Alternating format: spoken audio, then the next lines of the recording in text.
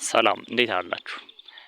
ዛሬ በእንግሊዘኛ እስኪ ጊዜ አመልካቾችን እንመለከታለን ማለት ነው። ጊዜ አመልካቾችን ለማየት እስኪ ጊዜ ከሚለው እንጀምራለን። ታይም ስንጽፈው TIME ታይም ብለን እናነባለን። ጊዜ ማለት ነው። ከሩቅ እንጀምር እስኪ። ይር YEAR ይር ብለን እናነባለን። አመት ማለት ነው። መንዝ MONTH መንዝ ብለን እናነባለን። ወር ማለት ነው። ወር መንዝ ሴፕቴምበር ካል መስከረም ወር፣ መንዝ ኦክቶበር ካል ጥቅምት ወር እያልን ስለዚህ ወር ለማለት መንዝ እንላለን። ዊክ ዊክ WEEK ዊክ ብለን እናነባለን። ሳምንት ማለት ነው። ሳምንት ዳይ DAY ዳይ ስናነባው ዳይ ብለን እናነባለን። ቀን ማለት ነው። ቀን ዋን ዳይ አንድ ቀን፣ ቱ ዳይስ ሁለት ቀን፣ ስሪ ዳይስ ሶስት ቀን። ስለዚህ ዳይ ካል ቀን ይሆናል። ኦክሎክ ሰዓት ማለት ነው። ኦክሎክ ኦክሎክ 3 o'clock 3 ሰዓት እያልኩ 4 o'clock 4 ሰዓት 6 o'clock 6 ሰዓት እያልኩ ነው። ኦክሎክ ስንል OCLOCK ኦክሎክ ሰዓት እንላለን። what is the time ካለኝ አንድ ሰው it's 4 o'clock 4 ሰዓት ነው። 5 o'clock 5 ሰዓት ነው እያልኩት ነው። እና ኦክሎክ ካልኩ ሰዓት ይሆናል። minutes MINTA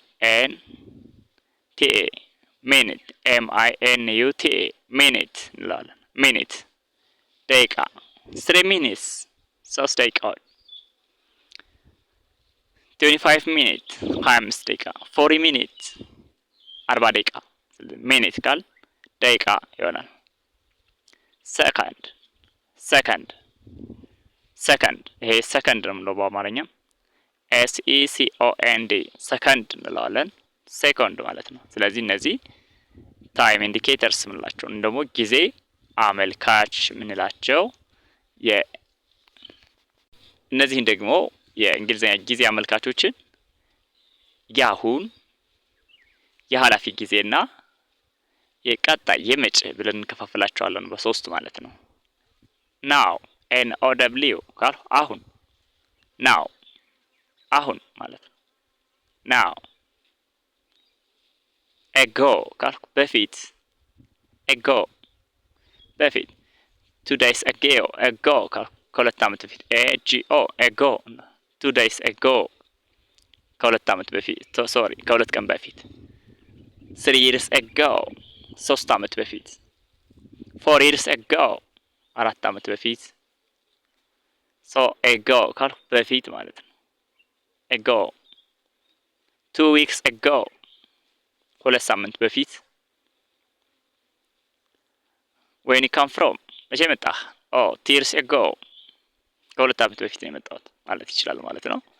ስለዚህ ago ካልኩ በፊት ማለት ነው። after ካልኩም after 3 years ከ3 ዓመት በኋላ ማለት ነው። after ካልኩ ደግሞ መቼ ትመለሳለህ? after 3 years ከ3 ወር በኋላ እመለሳለሁ። after ካልኩ በኋላ ማለት ነው። AFTER after እንለዋለን። ስለዚህ እነዚህ ሞስት ኮመን የሆኑ እንግሊሽ ታይም ኢንዲኬተርስ እንላቸዋለን ማለት ነው። ሌላ ክፍል ቪዲዮ ብሰራላችሁ ይሆናል ማለት ነው። if you want to learn online English and Amharic language, you can contact me by 0935708018 በ0935708018 ብትደውሉ በማንኛውም የሶሻል ሚዲያ አማራጭ በቀላሉ የአማርኛና የእንግሊዝኛ ቋንቋን በቀላል መማር ትችላላችሁ ማለት ነው። በቀጣይ ክፍል ቪዲዮ ሌሎች ከዚህ ክፍል የሚቀጥሉትን የምሰራላችሁ ይሆናል። በቀጣይ ክፍል ቪዲዮ እስከምንገናኝ ሰላም።